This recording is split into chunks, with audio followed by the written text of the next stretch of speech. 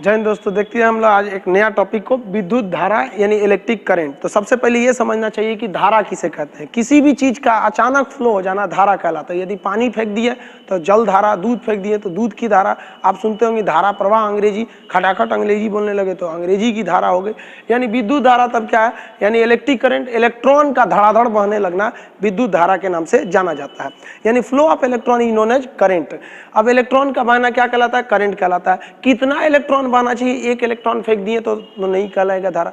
धारा के लिए बहुत सारा होना चाहिए, तो कितना होना चाहिए इसके बारे में हम लोग समझते हैं। देखिए, धारा को हम लोग नापते हैं एम्पियर में। धारा यानी एम्पियर में करंट को नापते हैं। एक एम्पियर जो होता है वो कितना होता है, 625 पे 0 ऐसे लिख दीजिएगा और इस पे 15 तो 0 ऐसे लगा दीजिएगा।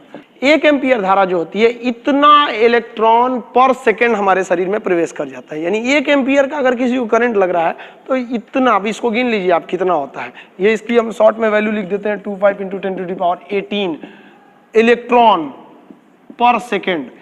इतना खतरनाक होता है एक एम्पियर की धारा। इसलिए जब कभी हम लोग को एक एम्पियर का करंट लगता है तो पूरा ऐसे हाथ कांप जाता है, क्योंकि एक सेकंड में इतने इलेक्ट्रॉन हमारे शरीर के अंदर प्रवेश कर गए। सब एक एम्पियर में तो इतना तगड़ा पावर हो गया। उसी हिसाब से 5 एम्पियर, 6 एम्पियर, 7 एम्पियर, यानी एम्पियर जितना बढ़ाएंगे ना तो उसमें इलेक्ट्रॉनों का नंबर बढ़ेगा और वो करंट बहुत पावरफुल होगी। लेकिन बात यहाँ ये आती है कि इलेक्ट्रॉन आगे क्यों बढ़ता है। इलेक्ट्रॉन आगे बढ़ता है इसलिए इसका मतलब इलेक्ट्रॉन को पीछे से कोई ढकेलता है। इलेक्ट्रॉन को जो पीछे से ढकेलता है उसको कहते हैं वोल्टेज। अगर 12 वोल्ट रहेगा तो धीरे धीरे जाएगा, और 220 वोल्ट रहेगा तो मारेगा एकदम भयानक। इसलिए बोलते हैं ना, लगे 440 वोल्ट छूने से तेरे, यानी एकदम जबरदस्त झटका लगता है छूने से। अब किसको छूने से आप समझिए अपने से। तो 440 वोल्ट का मतलब क्या होगा, करंट को आगे ढकेलने वाले को कहते हैं वोल्टेज, और करंट को रोकने वाले को बोलते हैं रेसिस्टेंट यानी प्रतिरोध। तो जो करंट को धकियाएगा वो हो गया वोल्टेज, और जो रोकेगा वो हो गया प्रतिरोध। और इस बीच में पिसाएगा बेचारा इलेक्ट्रॉन। इलेक्ट्रॉन कहेगा किधर ढकेल रहा है भाई, वोल्टेज आगे ढकेलेगा और ये धारा प्रतिरोध पीछे ढकेलेगी। जब भी दो लोगों में झगड़ा होगा फायदा तीसरे को ही होता है। 2 चक्की पिसती है, बीच में बेचारा गेहूं बर्बाद हो जाता है। तो जब भी दो लोग में फायदा होगा तो तीसरा उसमें मजा ले लेता है। तो समझते हैं यहाँ तो झगड़ा हो गया दो लोगों में, एक इधर से आ रहा है वोल्टेज और एक इधर से रोक रहा है उसको प्रतिरोध। अब बीच में पिस गया इलेक्ट्रॉन। अब समझते हैं इसमें क्या होगा। अब देखते होंगे गांव में 2-3 आदमी झगड़ा करते होंगे तो कई अलग अलग स्टाइल से झगड़ा करते हो। कोई फाइट से मारता होगा, कोई ईंटा चलाने लगता होगा, कोई बाल नोचने लगता होगा, कोई गाली देने लगता होगा। यानी सबके झगड़ा करने का तरीका अलग अलग है। उसी तरह से वोल्टेज जब इलेक्ट्रॉन को ढकेलता है तो उधर से प्रतिरोध रोकता है, जिस वजह से झगड़ा हो जाता है। अब सबका झगड़ा करने का स्टाइल अलग अलग है। अब जैसे टंगस्टन को ही ले लेते हैं। जो टंगस्टन होता है, टंगस्टन, ये कैसे झगड़ा करता है, जब इसके ऊपर से करंट गुजारा जाता है तो एकदम गुस्सा से लाल हो जाता है, एकदम टंगस्टन लाल एकदम चमकने लगता है। तो आदमी कहता है बहुत अच्छा, तुमको इसका मतलब जैसे करंट देंगे तुमको गुस्सा आएगा, तुम लाल हो जाएगा। तुम्हारा एक काम करते हैं, बिजली के बल्ब में डाल देते हैं। इसलिए बिजली के विद्युत बल्ब में जो फिलामेंट होता है वो टंगस्टन का होता है। अब बात आती है नाइक्रोम की। दूसरा देखते हैं नाइक्रोम। नाइक्रोम क्या होता है, नाइक्रोम का तार, ये एक अलग टाइप का इसका गुस्सा है। अगर नाइक्रोम के तार पर करंट को भेजिएगा तो नाइक्रोम का तार गुस्सा से एकदम लाल हो जाएगा, हीट देने लगता है, एकदम आग बबूला हो जाएगा। इसलिए जब कभी भी गर्मी की जरूरत होती है तो हम लोग नाइक्रोम का यूज कर देते हैं। जैसे हीटर में, प्रेस में, तो बाबू झगड़ा कर, वोल्टेज से झगड़ा कर कि फायदा दूसरे को होगा। थोड़ा वोल्टेज कम रहेगा तो बल्ब वही से जलता है, झगड़े नहीं हो रहा है तो मजा किसको आएगा। तो ये हो गया नाइक्रोम का तार हो गया। अब जैसे आप ले लेते हैं कॉपर का तार, कॉपर यानी Cu, कॉपर का तार ले लेते हैं। कॉपर की खासियत क्या होती है, अगर इस पे से करंट ले जाइएगा तो इसमें भी प्रतिरोध है, ये भी झगड़ा करेगा विभव से, वोल्टेज से, कि नहीं जाने देंगे, वोल्टेज कहता है जाएंगे। अब दोनों में झगड़ा हुआ, टंगस्टन का झगड़ा हुआ तो टंगस्टन चमकने लगा, नाइक्रोम का झगड़ा हुआ गर्म हो गया, लाल हो गया। इसका झगड़ा होगा तो लगेगा नाचने, ऐसे गोल गोल नाचने एकदम गुस्सा से। इसलिए आदमी इसको पंखा में लगा देता, ले कॉइल नाचो हमको फायदा होगा। यानी झगड़ा हुआ, इधर से आया वोल्टेज, इधर से आया प्रतिरोध, इसमें हम लोग का काम हो गया। अगर प्रतिरोध नहीं होगा तो काम नहीं होगा, इसलिए प्रतिरोध का होना भी जरूरी है। इसके बारे में हम लोग डिटेल से समझेंगे प्रतिरोध चैप्टर जब पढ़ेंगे तब। अब हम समझते हैं धारा के बारे में। धारा भी 2 तरह की होती है, AC DC। अब हम AC DC के बारे में अलग से एक वीडियो लाएंगे जो AC और DC के बारे में बताएगा। अभी हम लोग समझते हैं न्यूट्रल क्या होता है, फेज क्या होता है, अर्थिंग क्या होता है। अभी तो हम लोग धारा समझ गए। अब हम आपसे क्वेश्चन पूछते हैं, वोल्टेज जरूरी है या इलेक्ट्रॉन का होना जरूरी है? जरूरी तो दोनों है।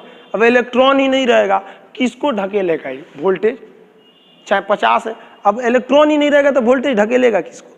और अगर इलेक्ट्रॉन खूब ज्यादा रहे, 10 एम्पियर का करंट रहे और वोल्टेज ही नहीं रहे तो आगे जाएगा कैसे जाएगा? यानी करंट को धकियाएगा वोल्टेज, रोकेगा प्रतिरोध, बीच में है बेचारा इलेक्ट्रॉन। आगे समझते हैं हम लोग फेज न्यूट्रल क्या होता है, चलिए समझते हैं। देखिए फेज और न्यूट्रल किसे कहा जाता है, पहले तो हम लोग इसमें शब्दों पे चले जाते हैं। फेज तार को हम लोग लाइव वायर कहते हैं, जिंदा तार कहते हैं, या फिर गर्म तार के नाम से जानते हैं। न्यूट्रल वायर को हम काले रंग का दिखा देते हैं, इसको हम लोग ठंडा तार के नाम से जानते हैं। फेज और न्यूट्रल होता क्या है समझिए। करंट की एक खासियत है कि अगर करंट जाएगा इधर से और अगर इसको लौटने का रास्ता नहीं मिला ना तो उधर झगड़ा नहीं करेगा, उधर कोई काम नहीं कर सकता है अगर करंट को लौटने का रास्ता नहीं मिला तो। यानी करंट को जाना भी जरूरी है। मान लीजिए ये कोई वर्किंग डिवाइस है या कोई इलेक्ट्रिक डिवाइस है, मान लीजिए ये कोई फ्रिज है या कुछ भी है जो इलेक्ट्रिक पे चलती है, तो अगर करंट जा रहा है और करंट को वापस लौटने का रास्ता नहीं है तो करंट कोई काम नहीं करेगा। यानी जाने वाले करंट को हम बोलते हैं फेज और आने वाले करंट को हम बोलते हैं न्यूट्रल। अब आप ऐसे समझिए, दोनों जरूरी है। मान लीजिए हम ऐसे सांस ले रहे हैं तो ये फेज है, छोड़ रहे हैं ये न्यूट्रल है। अब कभी केवल फेज कैसे हो सकता है? केवल ऐसे सांस थोड़ी लेंगे, मर ही जाएंगे हम, तो कोई काम थोड़ी कर पाएंगे केवल अगर फेज ही हो जाए। यानी आप ऐसे समझिए, चोर जब चोरी करने जाता है ना तो घुसता है, तो घुसने के बाद वो चोरी नहीं करता है, पहले वो सोचता है कि हम यहाँ से निकलेंगे कैसे, निकलने का रास्ता देखता है। और अगर निकलने का रास्ता नहीं है तो वो चोरी नहीं करता है, जानता है कि अगर पकड़े भी गए तो कह देंगे भैया गलती से आ गए थे। इसलिए सबसे पहला चाहिए उसको निकलने का रास्ता। तो करंट के जाने वाले रास्ते को कहते हैं फेज और आने वाले को कहते हैं न्यूट्रल। इसलिए कभी भी करंट में देखेंगे तो दो ठो सप्लाई दी जाती है तार की, एक फेज और एक न्यूट्रल के लिए। एक से करंट जाता है, एक से करंट आता है। केवल फेज रहेगा तो करंट कुछ नहीं कर सकता है। इसलिए आप देखते होंगे बिजली के तार पर कभी कभी कौवा या पक्षी आराम से इसे बैठ जाते हैं, कुछ नहीं होता है इन पक्षियों को, यहाँ पर कुछ भी नहीं होता है। क्यों नहीं होता है? क्योंकि ये तो बैठा है फेज वाले पे, फेज में केवल करंट जा रहा है, इसमें आने का रास्ता नहीं है, तो करंट इनको कुछ नहीं करेगा। कौवा को कुछ भी नहीं होता है बिजली के खंभे पर, लेकिन कभी गलती से कौवा इस पर इधर उधर चक्कर पकड़ किया और इसका ये पंख नीचे वाले न्यूट्रल पे टच किया कि इस पे तो करंट गया था, लौटने का रास्ता मिल गया, मारेगा कौवा को, तुरंत मर जाएगा। तो कभी कभी पोल पे कौवा मर भी जाता है। तो हमको समझ में आ गया आप लोग को कि जिससे करंट जाएगा उसे कहते हैं फेज, आएगा उसे कहते हैं न्यूट्रल।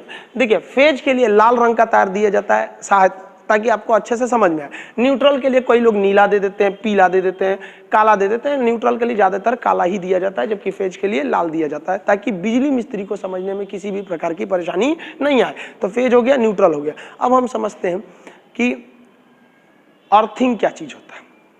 अर्थिंग वायर के बारे में हम लोग डिटेल से समझते हैं। अर्थिंग वायर हमेशा ग्रीन कलर का होता है और इसे किसी भी प्लग सॉकेट में सबसे ऊपर दिया जाता है और ये सबसे मोटा और सबसे बड़ा होता है। क्यों होता है समझिए, इसमें से फेज जा रहा है, लौट के आ रहा है न्यूट्रल।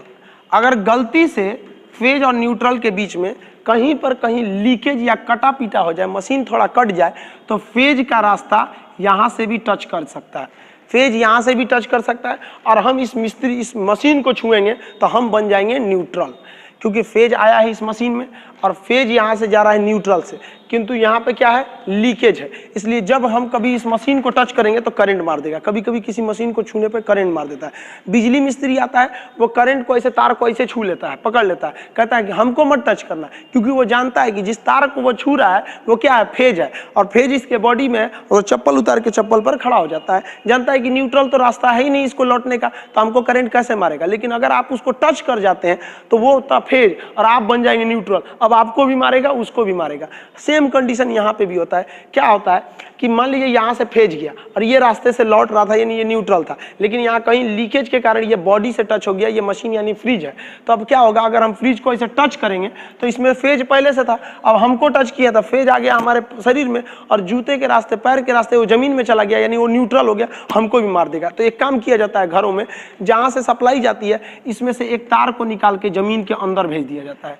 जमीन के अंदर भेजने से क्या होता है कि यहाँ से आया फेज और जाना था न्यूट्रल का, जो एक्स्ट्रा करंट बाहर आया वो इस अर्थिंग वायर के थ्रू चला गया जमीन के अंदर। अब हम इसमें छुएंगे तो कहीं पे फेज बचा ही नहीं, जो फेज लौट रहा था न्यूट्रल वायर से लौटा, जो एक्स्ट्रा फेज था वो अर्थिंग वायर से लौट गया। इसका मतलब अर्थिंग का केवल और केवल एक ही काम है कि लीकेज के समय व्यक्ति को करंट लगने से बचा ले। अब लीकेज के समय बचाएगा, अब मान लीजिए कहीं हम प्लग लगाए हुए हैं, ये प्लग है सर, अब इसी में मान लीजिए अर्थिंग आ रहा है, इसी में फेज आया हुआ है, एक लाइन से आता है, एक स्विच के एक छेद में रहता है फेज, एक में रहता है न्यूट्रल।